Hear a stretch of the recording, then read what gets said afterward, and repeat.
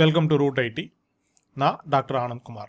Foundations of programming and problem solving அப்படிங்கிற video series பார்த்துட்ருக்கோம். So இந்த வீடியோவில் ஸ்கோப் ஆஃப் அ வேரியபிள் அதுக்கான டெமோவை சி லாங்குவேஜில் பார்க்க போகிறோம். So scope of a variable அப்படின்னு ஒரு ஓவர்வியூ வீடியோ பார்த்தோம். ஸோ அதில் in general scope of a வேரியபிளை பற்றி பேசணும். அதுக்கப்புறம் ஒரு C#லையும் ஜாவாலையும் ஸ்கோப் ஆஃப் அ வேரியபிளுக்கு ஒரு டெமோ பார்த்துருக்கோம். ஆப்ஜெக்ட் ஓரியன்டுங்கிற பெர்ஸ்பெக்டிவில் வரும்போது field, variable, local variable, global variable, block level variable, இந்த மாதிரியான கான்செப்ட்ஸை வச்சு ஒரு டெமோ பார்த்துருக்கோம். இது ரெண்டும் பார்க்கலைன்னா அதை பார்த்துட்டு இங்கே வாங்க. ஸோ இதை பொறுத்த வரைக்கும், சியை பொறுத்த வரைக்கும் பார்த்தோம் அப்படின்னு சொன்னால், கிளாஸ் அப்படின்னு நம்ம எதுவும் பிரித்து எழுத போகிறதில்ல, ஃபைலுக்குள்ளே தான் ப்ரோக்ராம் எழுத போகிறோம். ஸோ இப்போ இங்கே வரும்போது பார்த்தோன்னா குளோபல், லோக்கல், அப்போ அந்த மெயின் மெத்தடுக்குள்ளே எழுதணும்னா அதெல்லாம் லோக்கலுக்குள்ளே வந்துடுது, மெத்தடுக்குள்ளே எழுதுறதெல்லாம் லோக்கல் வேரியபிள் ஆகிடுது. அந்த மெத்தடுகளுக்கு வெளியில் எழுதணும்னா ரைட், அதெல்லாம் குளோபல் அப்படின்னு சொல்லுவோம். இந்த ரெண்டு தான் மேஜர் ஐடென்டிஃபையர்ஸ், லோக்கலும் குளோபலும் அப்படிங்கிறது தான் நம்ம ஸ்கோப்புக்கு மேஜராக பார்க்க போகிறது. பட் இது போக ஸ்டோரேஜ் கிளாஸஸ் அப்படின்னு ஒரு 4 விதமான ஸ்டோரேஜ் கிளாஸஸ் இருக்குது. அந்த குவாலிஃபையர்ஸை யூஸ் பண்ணும்போது அந்த வேரியபிளினுடைய ஸ்கோப்லையும் லைஃப் டைம்லையும் சேஞ்சஸ் ஏற்படுது. அப்போ என்னென்ன இருக்குதுன்னு பார்த்தோம்னா, ஆட்டோ அப்படின்னு ஒன்று இருக்குது. அது பேசிக்காக டிஃபால்ட்டே ஆட்டோ தான். அதை கொடுத்தாலும் ஒன்று தான், கொடுக்காட்டியும் ஒன்று தான். நீங்கள் எதுவுமே கொடுக்கலன்னா அது ஆட்டோ அப்படிங்கிற ஸ்டோரேஜ் கிளாஸில் தான் அசைன் ஆகுது. அப்போது அதை மாடிஃபை பண்ணுறதுக்கு வேறு என்ன இருக்குதுன்னு பார்த்தோம்னா, ரெஜிஸ்டர்னு இருக்குது. ஸ்பெசிஃபிக்காகவே சிபியூவில் இருக்கிற ரெஜிஸ்டரில் போய் நம்ம வேல்யூவை ஸ்டோர் பண்ண சொல்லலாம். பட் இது நடக்கும்னு கேரண்டி கொடுக்க முடியாது. கம்பைலர் அந்த ரெஜிஸ்டரில் அதை வச்சா பெட்டராக இருக்கும்னு ஃபீல் பண்ணுச்சுன்னா அதை அங்கே ஸ்டோர் பண்ணுறதுக்கான வாய்ப்பு இருக்குது. நம்ம இன்டிமேட் பண்ணலாம், இங்கே ஸ்டோர் பண்ணு, எஃபெக்டிவாக இருக்கும்னு. அடுத்தது எக்ஸ்டர்ன் அப்படின்னு ஒரு கீவேர்டு இருக்குது. அது யூஸ்வலாக மல்டிபிள் ஃபைல்ஸுக்கு அக்ராஸ் ப்ரோக்ராம் எழுதும்போது ஒரே வேரியபிளை நான் வேறு ஃபைல்லேருந்து அக்சஸ் பண்ணணும் அப்படின்னு வரும்போது யூஸ் பண்ணக்கூடிய ஒரு கீவேர்டு எக்ஸ்டர்ன் அப்படிங்கிறது. இது போக ஸ்டாட்டிக் அப்படிங்கிற ஒரு கீவேர்டு இருக்குது. ரைட், இந்த ஸ்டாட்டிக் அப்படிங்கிற கீவேர்டு பிளாக் லெவலில் ஸ்கோப் இருந்தால் கூட தன்னுடைய லைஃப் டைமை ரைட் ப்ரோக்ராமோட எண்டு வரைக்கும் ரீட்டைன் பண்ணிக்கும் அப்படிங்கிறது. ஸோ அதை பற்றி தான் இந்த வீடியோவில் நம்ம டீட்டெயில்டாக பார்க்க போகிறோம்.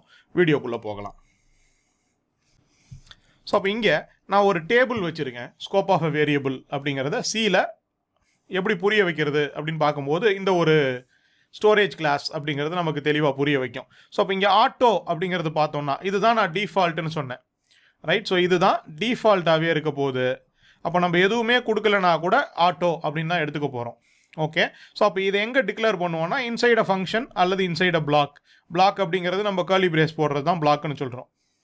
ஓகே, மெமரி ஸ்டோரேஜ் எங்கே இருக்க போகுதுன்னா நார்மலாக மெமரியில் அலோகேட் ஆக போகுது. ஓகே, டிஃபால்ட் இனிஷியல் வேல்யூங்கிறது அன்பிரடிக்டபிள்னு கொடுத்துருக்குறாங்க. இப்போ இங்கே பாருங்கள் தெளிவாக கொடுத்துட்டாங்க கார்பேஜ்னு. இதில் CPU ரெஜிஸ்டரில் நீங்கள் ரெஜிஸ்டருங்கிற கீவேர்டை கொடுத்தீங்கன்னா கார்பேஜாக வரும்.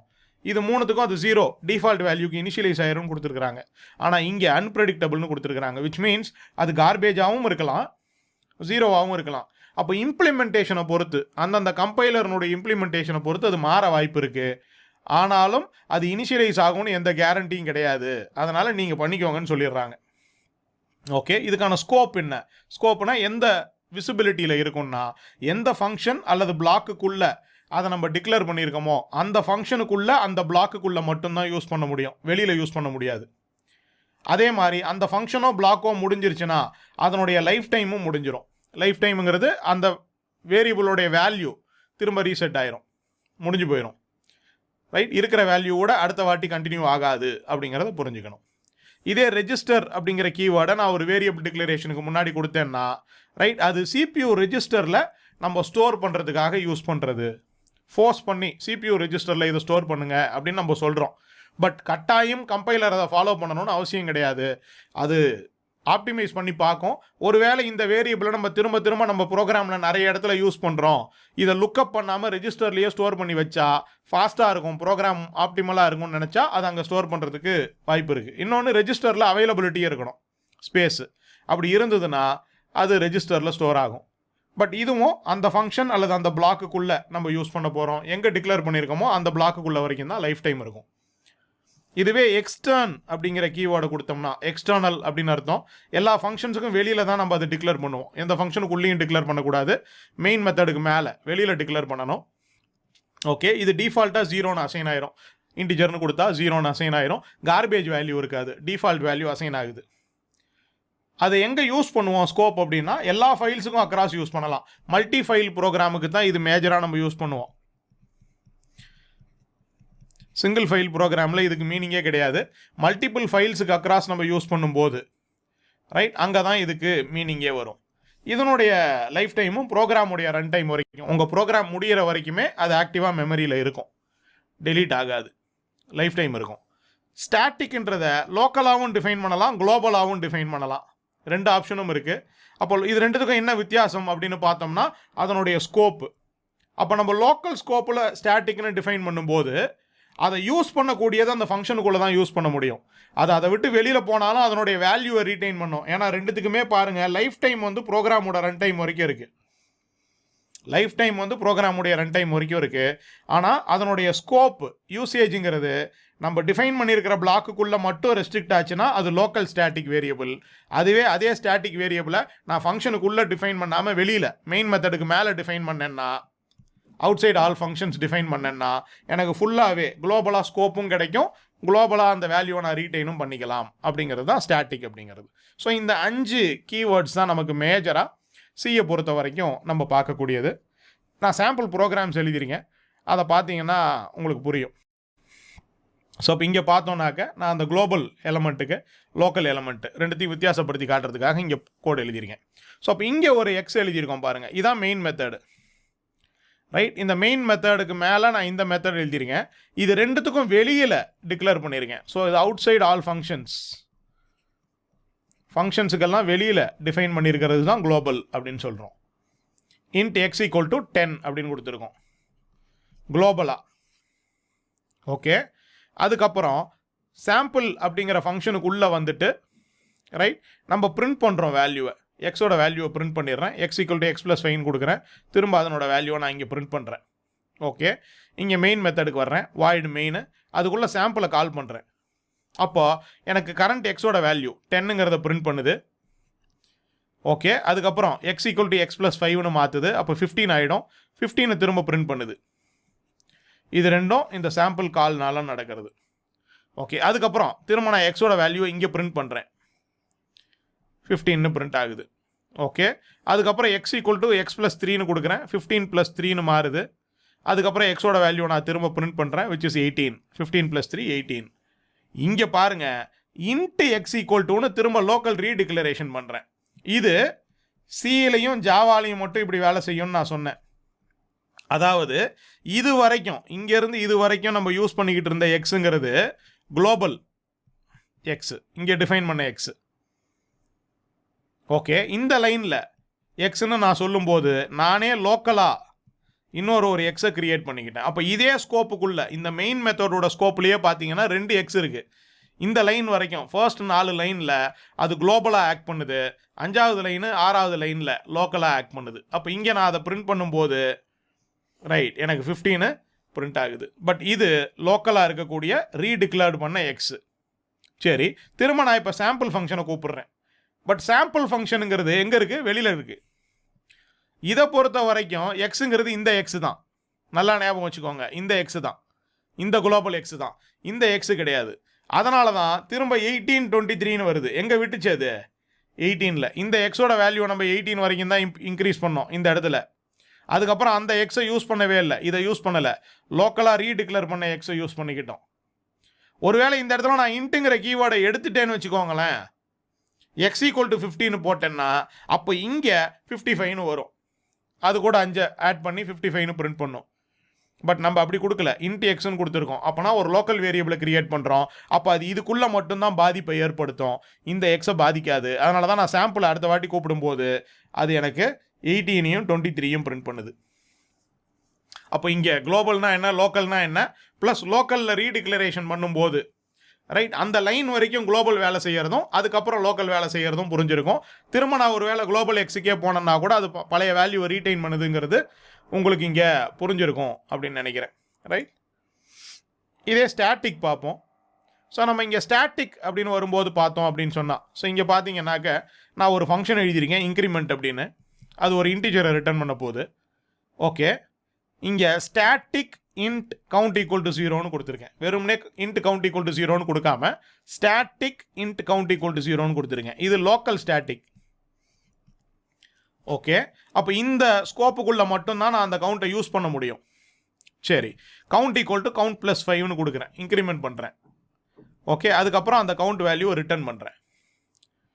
இதுதான் இந்த ஃபங்க்ஷன். ஸோ இப்போ இங்கே மெயின்குள்ளே வந்துட்டு நான் அந்த இன்க்ரிமெண்ட் அப்படிங்கிற ஃபங்க்ஷனை கூப்பிட்டேன்னா எனக்கு அது ஒரு இன்டிஜரை கொடுக்கும் இல்லையா, கவுண்ட்டை கொடுக்கும் இல்லையா, அதை அப்படியே பிரிண்ட் பண்ணுறேன். அப்போ ஃபர்ஸ்ட் டைம் உள்ளே வரும்போது ஃபர்ஸ்ட் டைம் உள்ளே வரும்போது கவுண்ட் 0ல் ஆரம்பிக்கும், இன்க்ரிமெண்ட் ஆகும் ப்ளஸ் 5ன்னு, அப்போனா 5 ஆகும்.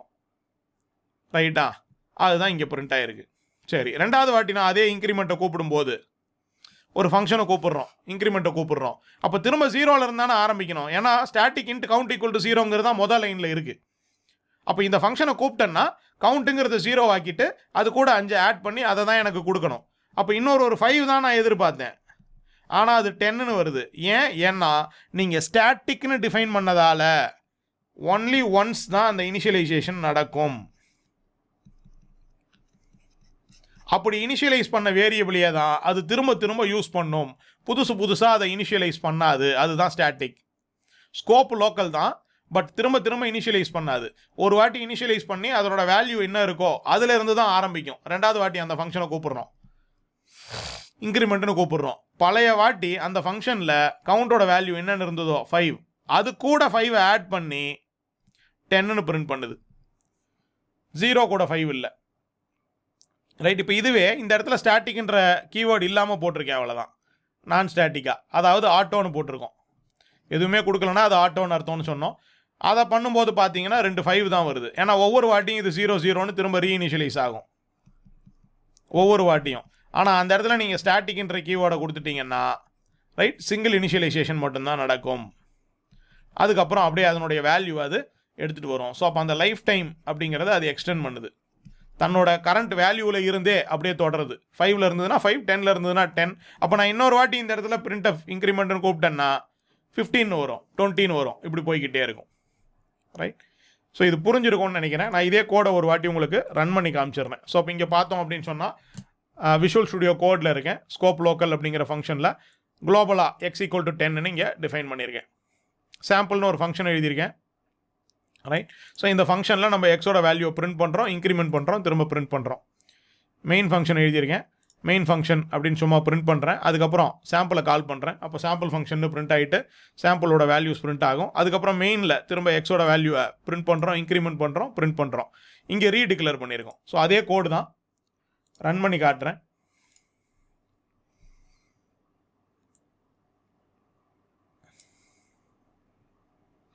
ஸோ அப்போ மெயின் ஃபங்க்ஷனில் இருக்கும். ரைட், முதல்ல மெயின் ஃபங்க்ஷனில் இருந்துட்டு சாம்பிள் ஃபங்க்ஷனை கால் பண்ணுது. அப்போ 10 15 அப்படின்னு எனக்கு அந்த சாம்பிள் ஃபங்க்ஷனில் இருந்து பிரிண்ட் ஆகுது. முதல் வேல்யூ 10, ஏன்னா எக்ஸுக்கு நான் இங்கே 10ன்னு தான் வேல்யூ கொடுத்துருக்கேன்.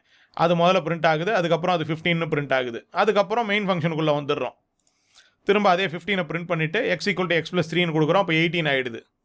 ஆனால் இந்த இடத்துல நம்ம ரீடிக்ளேர் பண்ணிடுறோம் 15. அதுக்கப்புறம் திரும்ப சாம்பிள் ஃபங்க்ஷனை கூப்பிடும்போது அது இந்த எக்ஸில் விட்டு போன எக்ஸ் 18ல் இருந்து தான் திரும்ப கண்டினியூ ஆகுது. ஏன்னா இது ரீடிக்ளரேஷனுங்கிறதால. ஒருவேளை அங்கே ரீடிக்ளேர் பண்ணலன்னா அப்போ நான் இந்த இடத்துல இன்ட்ன்றதை எடுத்துட்டேன்னா x ஈக்குவல் டு 15 மட்டும் கொடுக்குறேன். அப்போ இது ரீடிக்ளரேஷனில் வராது. இப்போ பார்த்தீங்கன்னா ஆன்சரு கண்டினியூஸாக அப்படியே கண்டினியூ ஆகும். அப்போ அந்த லோக்கல் அப்படிங்கிற கான்செப்டை நீங்கள் அங்கே தெளிவாக புரிஞ்சுக்கணும். அப்போ இங்கே பார்த்தீங்கன்னா 50யும் 55ம் 18ம் 23யும் இல்லை, இங்கே விட்ட 50லேருந்து அப்படியே கண்டினியூ ஆகுது. ஆனால் அதுவே நான் இந்த இடத்துல இன்ட்டுன்னு கொடுத்துட்டேன்னா திரும்ப லோக்கலாக ஒரு இன்ட்டை நான் ரீக்ரியேட் பண்ணிக்கிறேன்னு அர்த்தம். அப்போ இது இங்கே மட்டும்தான், இந்த எக்ஸுக்கு மட்டும்தான் பாதிக்கும், குளோபலாக இருக்கக்கூடிய எக்ஸை பாதிக்காது. இங்கே இதுக்கு பண்ணுற சேஞ்சு, இந்த எக்ஸ் மேலே பண்ணுற சேஞ்சு குளோபலாக பாதிக்காது. இப்போ இதுதான் நான் சிக்கல்னு சொன்னேன். சிலையும் ஜாவாலையும் மட்டும்தான் இப்படி ஒர்க் ஆகுது. அப்போ என்ன பிரச்சனைன்னா நான் இந்த லைனுக்கு முன்னாடி வரைக்கும் எக்ஸை சேஞ்ச் பண்ணேன்னா அது குளோபல்லையும் பாதிக்குது. அதாவது மீதி இருக்கிற எல்லா ஃபங்க்ஷன்லையும் நான் அந்த எக்ஸை யூஸ் பண்ணேன்னா அந்த வேல்யூ வரும்.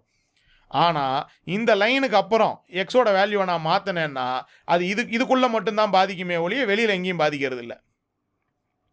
ரைட். அப்போ இந்த லைனுக்கு மேலே பண்ணுற சேஞ்சும் கீழே பண்ணுற சேஞ்சுக்கும் ஒரு வித்தியாசம் இருக்குது. அதை இங்கே ஏதாவது லைன் நமக்கு சொல்லுதா அப்படின்னு கேட்டால் கிடையாது. அது அங்கே வெளிப்படையாக எங்கேயாவது நமக்கு ஹைலைட் பண்ணி காட்டுதான்னா கூட கிடையாது.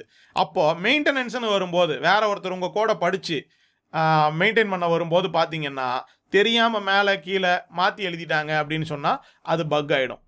ரைட். ஸோ அப்போ இந்த பிரச்சனையை அவாய்ட் பண்ணுறதுக்கு தான் C# மாதிரியான லாங்குவேஜில் இந்த ஃபீச்சரே எடுத்துடுறாங்க. அப்போ இந்த ஸ்கோப்புக்குள்ளே வந்துட்டீங்கன்னா ஒரு எக்ஸ் தான் இருக்கலாம்.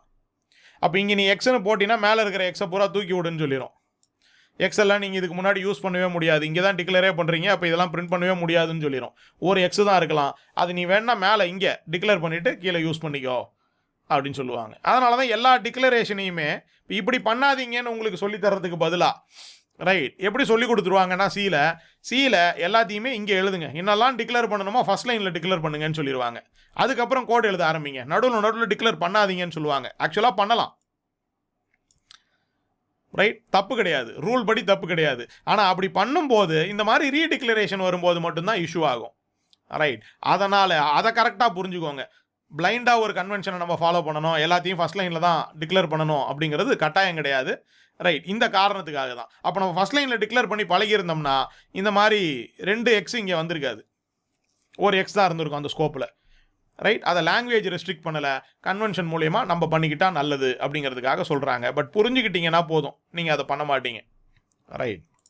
ஸோ இது புரிஞ்சிருக்கும் அப்படின்னு நினைக்கிறேன். ரைட். ஸோ இதே அந்த ஸ்டாட்டிக் வேரியபிளுக்கான கோடும் இங்கே இருக்குது. இப்போ இங்கே பார்த்தோம்னா இன்க்ரிமெண்ட்ன்ற ஃபங்க்ஷன் வச்சுருக்கோம், ஸ்டாட்டிக் இன்ட்டு கவுண்ட்டுன்னு வச்சுருக்கோம். ரைட். 2 வாட்டி கால் பண்ணியிருக்கேன், மேபி மூணாவது வாட்டியும் கால் பண்ணலாம். நான் சொன்ன மாதிரி நீங்கள் ஸ்டாட்டிக்னு கொடுக்கும்போது எத்தனை வாட்டி கால் பண்ணாலும் அது அந்த வேல்யூவை தொடர்ந்து இன்க்ரிமெண்ட் பண்ணிக்கிட்டே போகும் அப்படின்னு சொன்னோம். விட்டு போன வேல்யூலேருந்தே தொடரும். ஏன்னா ஒரு வாட்டி அந்த ஆப்ஜெக்டை கிரியேட் பண்ணிவிட்டு அந்த வேரியபிளை கிரியேட் பண்ணிவிட்டு ரைட் அதே வேல்யூவை திரும்ப திரும்ப யூஸ் பண்ணுறோம். அப்போ இது கடைசியாக முடியும் போது அந்த ஃபங்க்ஷனை விட்டு வெளியில் வரும்போது கவுண்ட் 5 இருந்தது, அப்போ அதுலேருந்து 10 ஆகுது, 10லேருந்து 15 ஆகுது, 15லேருந்து 20 ஆகுது. ஆனால் நான் ஸ்டாட்டிக்ன்றதை எடுத்துட்டேன்னா ஒவ்வொரு வாட்டி அந்த ஃபங்க்ஷனை கால் பண்ணும்போதும் எனக்கு அது புதுசாக 0ன்னு ஆரம்பித்து 5ன்னு தான் பிரிண்ட் ஆகும். அப்போ 0 5 5 5 5 5 தான் பிரிண்ட் ஆகும், எனக்கு 0ன்னு தான் ஆரம்பிக்கும் ஒவ்வொரு வாட்டியும்.